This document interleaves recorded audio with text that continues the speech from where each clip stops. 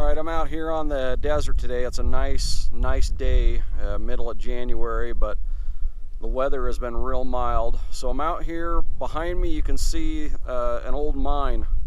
It's a mine and a mill that was a gold mine. There was gold located in the base of these hills. So I've already been out hunting a little bit, but I haven't found really anything. There's also, because there's a mill here, there was a small town. So there's the opportunity to find both gold nuggets and relics. I've done a little relic hunting. I'm going to switch over and do some gold nugget hunting right now. Now, the mines around here were mostly lode mines, but the thing you got to remember is that a lot of lode mines, including these, were located by miners finding placer deposits first. So once the placer deposits were found, most of the time what they did was follow it to the lode, and then they would hard rock mine it. Placer gold is considered poor man's gold. A lot of the time they would just skip over that once they found the source and start going for the main vein. So what I've got here is the dais, and I wanted to go over some setup on it. There are quite a few functions that are available in the Goldfield program on the dais that can be used, and I wanted to show how to optimize those, especially if you're looking for small gold. So stay tuned, I'll be right back and we'll go over those. Okay, I've got a few things laid out here. Now, because I mentioned that we were in an area where there used to be some buildings, and so with that comes trash. So what I got here is I've got a nail. I've got a small vial right here with a piece of gold in it. You can see it in there. It's pretty small. What I'm doing is just placing it basically on top of the ground, pressing it in. It makes the nugget probably 3/4 of an inch deep. And then over here I've got a piece of tin. So I've got those on there because I wanted to show you the importance of the discrimination system that is built into the Goldfield program. It's the iron amplitude rejection, I believe, was what that stands for, IAR. And so one of the first things I wanted to do is show you how that works. And that's one of the settings you're going to possibly want to use if you're in a trashy area. So if you get your dais and you go into the menu setting, go down to disk. Let's just go over it at 0 first, we'll show you. So here's the nail. Very loud response. If we turn the disc up a little bit, we'll just go to 1. We probably want to use as little discrimination as possible on this. So let's go back over the nail at 1. And you notice how that's broken that up. And then let's go over here to the piece of tin. I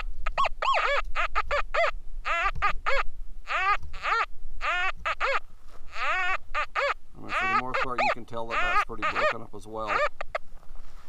So then what we would do is we can go over the nugget and see if the nugget's still there.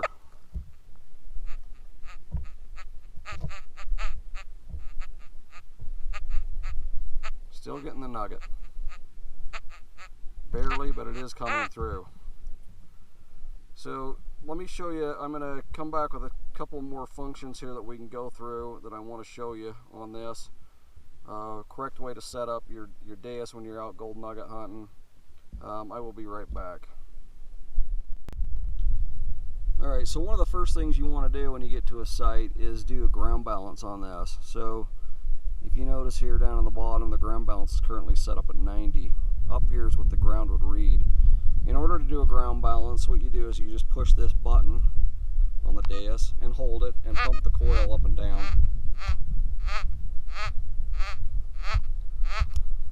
And we've got a reading of 84.85. So if you kept pumping it, it'd probably equal out. You notice also when you pump it, the mineralization bar will change on that.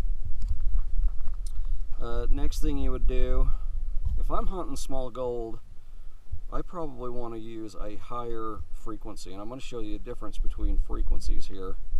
So currently we're at 14, Now let's go over the Nugget.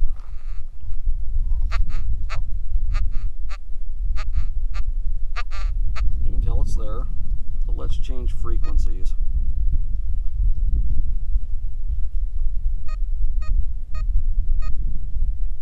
So let's go up to 30, 31.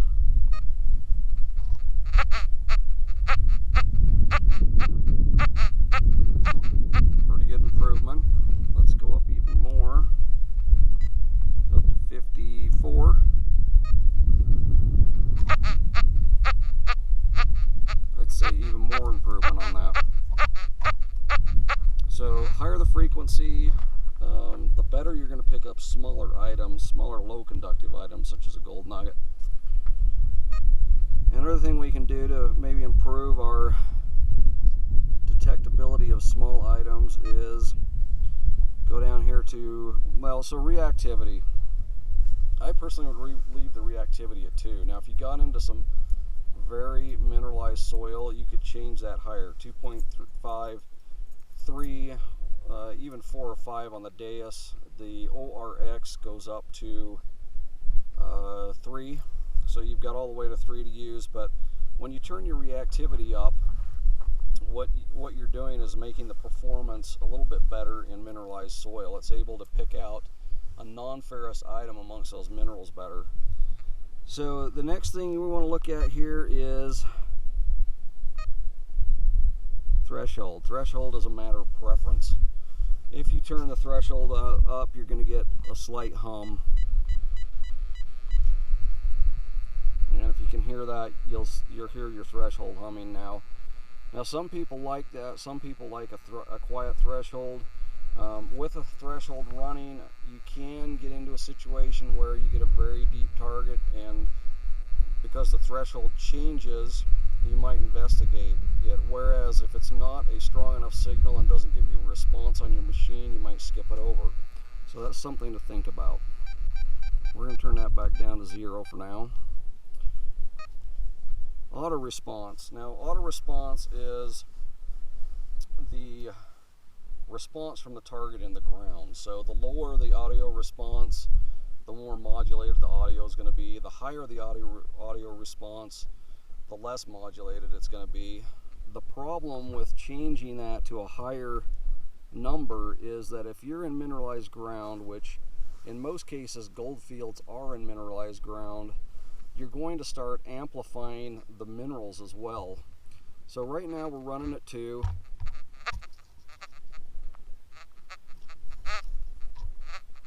I'm probably even picking up a little bit of mineralization right there. But watch what happens if I turn it up. Let's just turn it all the way up. Now we've got a very erratic behaving metal detector with a bunch of false signals. So I would run that at 2, maybe 3, and then that way you don't have a bunch of mineralization problems. Now the next thing we can look at, now I want to also point out on the ORX you don't have audio response adjustments. I could be wrong, but I think that the ORX is probably set at 2, maybe 3, but I'm not sure. So next thing we got is sensitivity. The sensitivity is going to be another one of those things with mineralized ground. Highly mineralized ground, you're probably going to have to turn your sensitivity down. If you have less mineralized ground, you can turn the sensitivity up. But let me just show you the difference in responses on this target at different settings. So right now we're at 95. Pretty good response from that nugget. We go all the way up. We are getting a little bit unstable, but also increases the response from that nugget. Now let's just turn it down. Let's turn it down to 90. See what happens.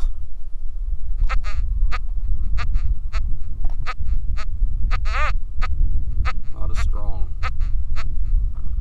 So that's something that you're going to have to play with. Your mineralization in the ground is going to determine your setting on that. But the key is for the Deus and the ORX, you want the quietest running machine that you can get. So I'm running the HF coil. The highest it can go is 54 kilohertz. If you get the elliptical coil, that one can run up into the 80s as far as kilohertz is concerned, and it's going to be even more sensitive to small gold. The other thing about the elliptical coil is that you can get it into tighter places. You know, we've got bushes around here, you know, rocks and things that we might want to get around, and the elliptical coil can help in that regard as well. So that's kind of the settings that, you know, that I would go for as far as the Deus is concerned. If I'm looking for small gold, higher frequency, make the machine as stable as you can, so that when you're hunting around, you're not getting a bunch of false signals from mineralizations and such.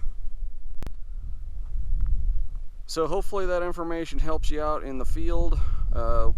You know, most of the gold, a lot of the gold that's left is going to be small gold. I mean, realistically, that's probably what you're going to find. So you need to optimize your machine to find that small gold. You know, you hear about bigger nuggets being found from time to time, but you know, you need to be realistic when you come out into the field. You need to know the proper setup for your machine and how to set it up for the different ground conditions. And so hopefully this video helps you out with that.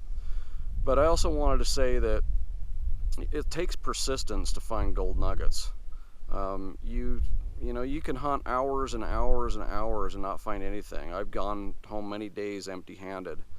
Now, the other thing is, I would suggest, if you're in an area that you can find gold nuggets and it interests you, it might be hard to go out and find your first nugget. So what you can do is buy like a nugget on eBay, or you know, from a local shop or something like that, so you can practice with your machine. This little nugget that I showed you in that vial is one that I found years ago when I was gold panning, but I watch nuggets on eBay quite a bit. Sometimes, you know, they're low enough that I'll buy them, you know, if it looks like they're going to go below scrap. So that's something you can do. And then when you get one, you can take it out in your soil and bury it. You know, make sure you put it in a plastic bag or something so you can find it again. But bury it up and see how your machine reacts to it with the different settings and how it reacts with the mineralization in your ground around you. So that's just a suggestion.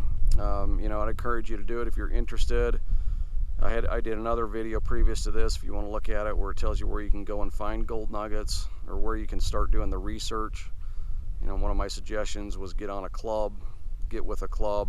A lot of them have claims or at least property that they can get on. So anyway, take that information, use it, and I hope you have success in the field. Thanks for watching.